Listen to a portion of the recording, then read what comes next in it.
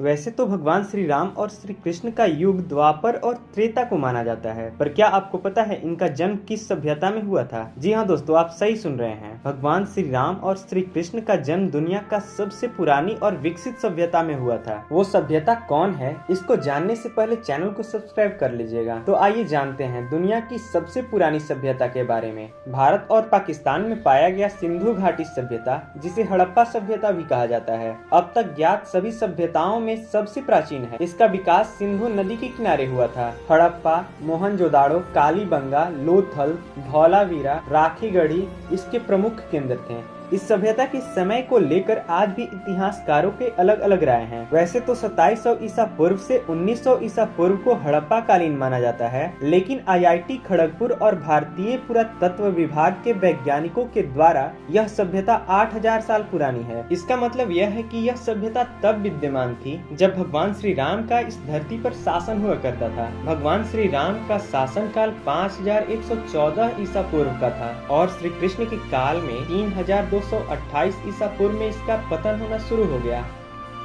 तो आइए जानते हैं यहाँ के लोगों के बारे में और उनके रहन सहन के बारे में। सिंधु सभ्यता की खोज राय बहादुर दयाराम साहनी ने की। यह सभ्यता त्रिभुजाकार क्षेत्र में फैली हुई थी तथा इसका क्षेत्रफल 12,99,600 स्क्वायर किलोमीटर था। इस सिविलाइजेशन में घरों के दरवाजे और खिड़कियां सड़क की ओर खुलते थे और इस सभ्यता के मुख्य फसल गेहूं और जौ था। सिंधुवासी मिठास के लिए शहद का प्रयोग करते थे। हड़प्पा से दर्पण प्राप्त हुआ है जो तांबे का बना है। स्वास्तिक चिन्ह भी हड़प्पा की ही देन है। इससे यह पता चलता है कि सिंधुवासी सूर्य का उपासना करते थे। चांदी का सर्वप्रथम प्रयोग इसी सभ्यता में हुआ था। हड़प्पा से प्राप्त मोहरे पर एक सिंगी पशु का अंकन सर्वाधिक मिलता है। खोज से प्राप्त सुइयों से ज्ञात होता है कि सिंधुवासी सिले हुए कपड़े पहनते थे। सिंधुवासी पशुपति महादेव की पूजा करते थे। हड़प्पा काल में मातृ देवियों की प्रधानता थी। सिंधु सभ्यता के लोग हल का प्रयोग खेती के लिए करते थे। दुनिया का सबसे पुराना कब्रिस्तान R39 है जो हड़प्पा से प्राप्त हुआ है। भारत का सबसे प्राचीन नगर मोहनजोदाड़ो था। सिंधी भाषा में इसका अर्थ मृतकों का टीला होता है। मोहनजोदाड़ो से प्राप्त स्नानगार संभवतः सिंधु सभ्यता की सबसे बड़ी इमारत है। अग्निकुंड लोथल और कालीबंगा से प्राप्त हुए हैं। इसका मतलब है कि हड़प्पा काल में यज्ञ होता होगा। ऐसा माना जाता है कि दुनिया की सबसे पुरानी सभ्यता का विनाश प्राकृतिक आपदा के कारण हुआ है जो पूरे नगर को ले डूबा।